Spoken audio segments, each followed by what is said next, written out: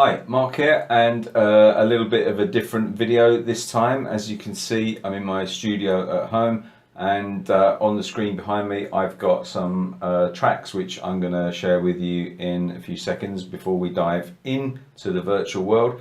And recently I've been trying to get back into recording, trying to re-inspire myself. Like many guitarists, we need a good tone, we need something to kind of get us in the zone.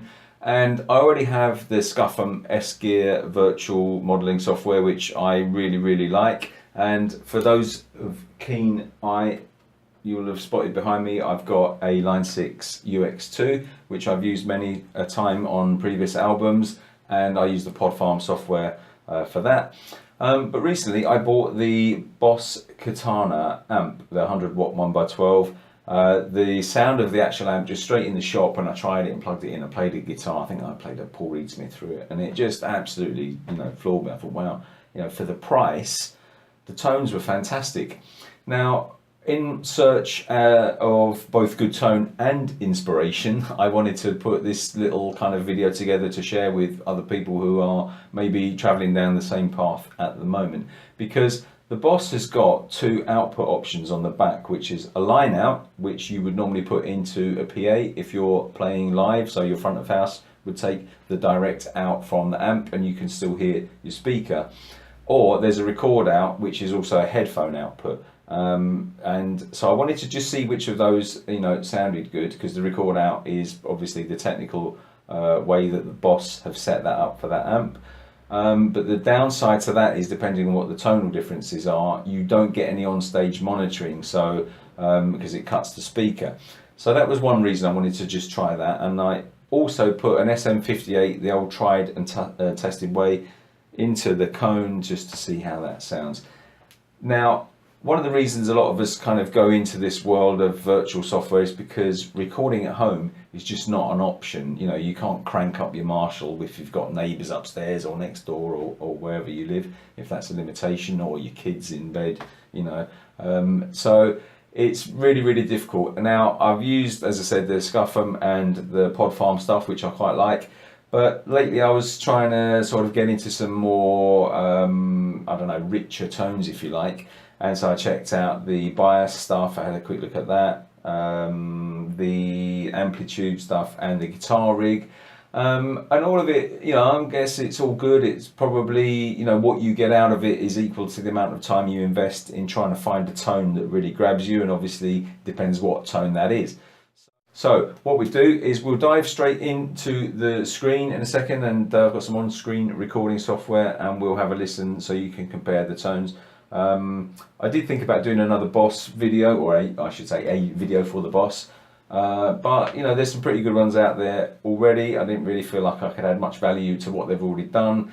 I did the version 2 upgrade recently with the software, which kind of doubled up the preset options, which is brilliant because there's so many choices in the amp. But for this purpose, we just have a listen to what the actual amp sounds like when you record it. Okay, let's dive into the box, as they say.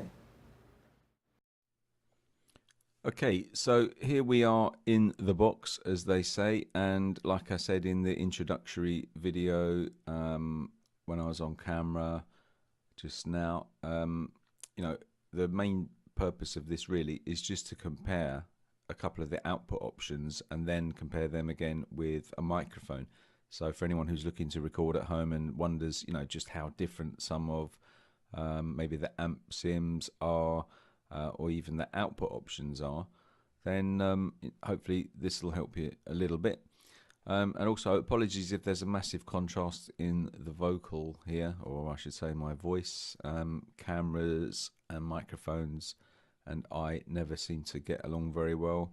But anyway, let's get on with the main thing here. So the first thing I'm going to play you is just a basic kind of crunch setting that I had set up on the amp, and that is from the line out. So the line out would be what would be used if you were playing on stage and you needed to take your sound out to a desk for front of house purposes. So let's have a listen to that.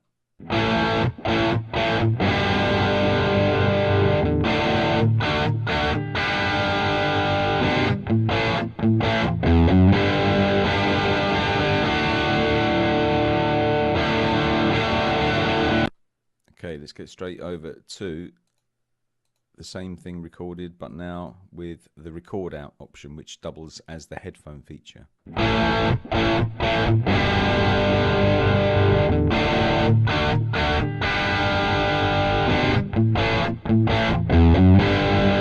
So as you can probably hear, they're pretty much identical. I'll do it again without talking between them, so you can hear that with a bit more reference.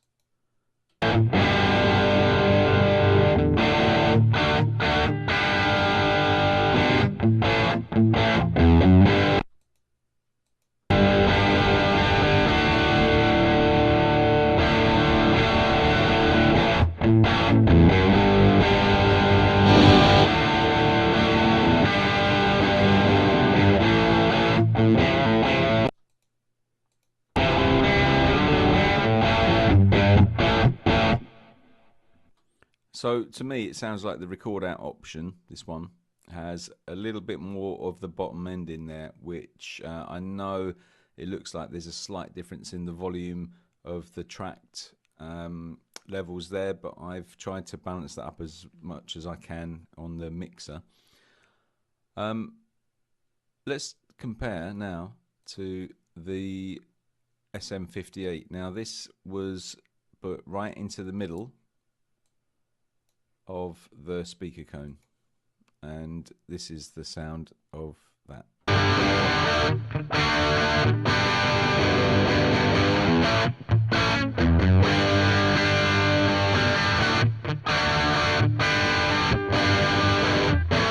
So you can hear it's quite a different tone to the recorded out options. What I did as well, I did the 58 but moved it along, so it's basically between the center of the cone and the outside, so it's kind of halfway along. And this is what that sounds like.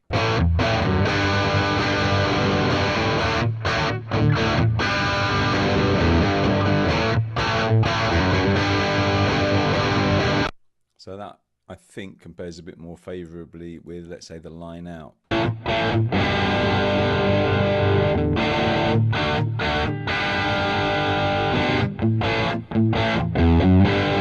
As you can hear, they're still quite different though.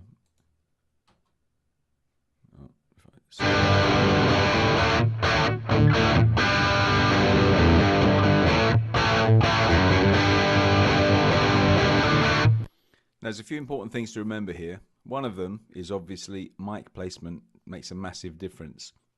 And the thing is, it's not just the sound that it generates, it's whether that is the sound that you actually want.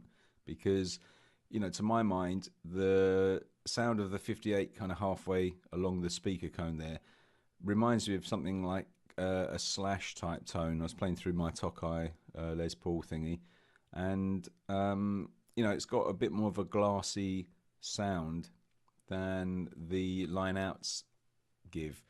But there's a few things to consider if you're recording. One is that you can obviously add or take things away with subtle EQ, and you know, if you haven't got enough bottom end on the track after you've recorded it, but you've got kind of the tone you want, you can add a little bit of that in with, you know, shelving EQ, or, you know, you can actually isolate certain frequencies and boost them depending on what options you've got once you've tracked. And obviously the same, you know, if there's too much bass on there, you can thin that out a bit. And one of the things that you'll probably find is that if you're recording guitars, quite often when you start to mix them down, after, you know, a few hundred hertz, you've kind of scooped all the bottom end out anyway, so there's nothing actually, you know, in there anyway, because it's competing with the bass and the kick drum frequencies. So, you know, there's no right or wrong with a lot of this. It's just a case of what you like. And you know, hopefully this has been useful to you, just to see that the output options on the Boss are actually not bad. And I did listen to the guitar in the room, and it sounded pretty close to the recording output option there, which also, as I said, doubles up as the headphone output. So thanks for watching. That's it really. It was just to show you that there's some options when you're recording.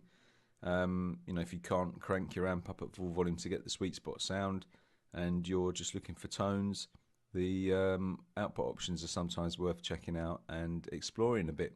And I probably spent half an hour just getting this all set up and just trying some different options. And I think in future, when I record from that amp, I probably do a mix of the record out and mic out, mic up as well afterwards.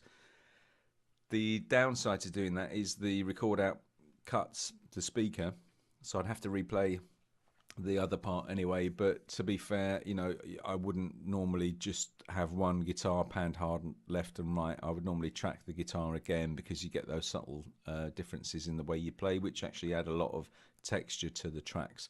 So anyway, if you are a recording guitarist, I hope this has helped, and have a bit of fun, and I'll catch you in the next video. Thanks very much for watching.